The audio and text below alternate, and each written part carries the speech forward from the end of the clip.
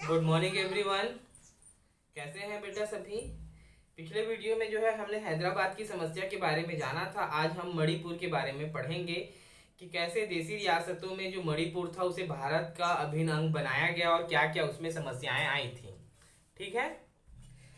मणिपुर आजादी के चंद रोज पहले मणिपुर के महाराजा बोधचंद्र सिंह ने भारत सरकार के साथ भारतीय संघ में अपनी रियासत के विलय के सहमति पत्र पर हस्ताक्षर किए थे।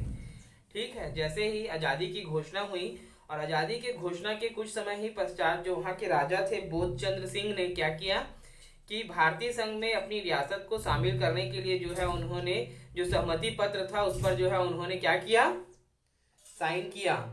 इसकी एवज में उन्हें यह आश्वासन दिया गया था कि मणिपुर की आंतरिक स्वच्छता और स्वायत्तता बरकरार रहेगी। ठीक है। जैसे ही उन्होंने साइन किया तो उनको यह निश्चित रूप से आश्वासन दिया गया था कि मणिपुर की जो स्वतंत्रता है या स्वतंत्रता है वो बरकरार रहेगी। जनमत के दबाव में महाराजा ने 1948 के जून में चुनाव करवाया और इस चुनाव के फलस्वरूप मणिपुर की रियासत में संवैधानिक राजतंत्र कायम हुआ। भारतीय संघ में विलय के सहमति पत्र में साइन करने के बाद महाराजा बोधचंद्र सिंह पर जो है लगातार जो है दबाव बढ़ता जा रहा था, जनता चाह रही थी और उसी से विवश होकर 1948 में जो है बोध सिंह ने जो है क्या किया, अपने राज्य में जो है आम चुनाव करवाया और जिसके फलस्वरूप जो है मणिपुर की रियासत में जो है संवैधानिक राजतंत्र कायम हुआ।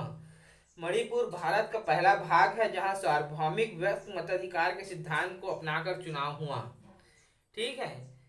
क्या हुआ कि जो मणिपुर रियासत थी उसमें जो जनमत संग्रह कराया गया था उसमें मणिपुर भारत का पहला ऐसा राज्य है या भाग है जहां पर जो है क्या किया गया था, सार्वभौमिक व्यस्क मताधिकार के सिद्धांत को जो है स्वीकार किया गया था।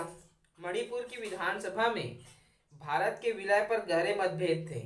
ठीक है। यहाँ सब कुछ तो संपन्न हो गया लेकिन मणिपुर का जो है भारत के विलय के साथ जो बातें थी उसमें क्या था कि इसमें जो है एक गहरा मतभेद जो है बना हुआ था। मणिपुर की कांग्रेस चाहती थी कि इस रियासत को भारत में मिला दिया जाए जबकि दूसरी राजनीतिक पार्टियां इसके खिलाफ थी। अब एक समस्या खड़ी हो गई कि जो मणिपुर की कांग्रेसी सरकार थी या कांग्रेस के जो व्यक्ति थे वो चाह रहे थे कि मणिपुर को जो है भारतीय संघ में विलय कर दिया जाए जबकि अन्य राजनीतिक पार्टियां थी वे चाहती थी कि इसे भारत में शामिल ना किया जाए और उसके खिलाफ थी।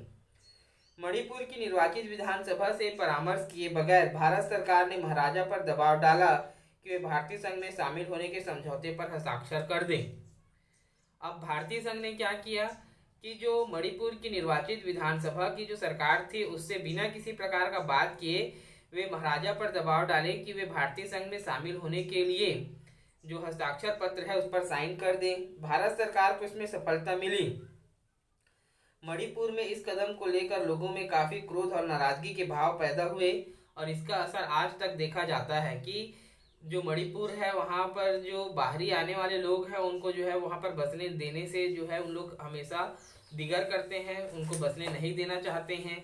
वो अपनी संस्कृति को अक्षुण्ण बनाए रखना चाहते हैं। कभी कभी जो है वहाँ पर स्वतंत्रता की मांग फिर से उठने लगती है कि वे पूर्वोत्तर के जो राज्य हैं उनको जो है भारत संघ से अलग कर दे और कई बार जो है उनके द्वारा जो है आंदोलन भी किया जाता है कि उनको जो है वहाँ से अलग कर दिया जाए।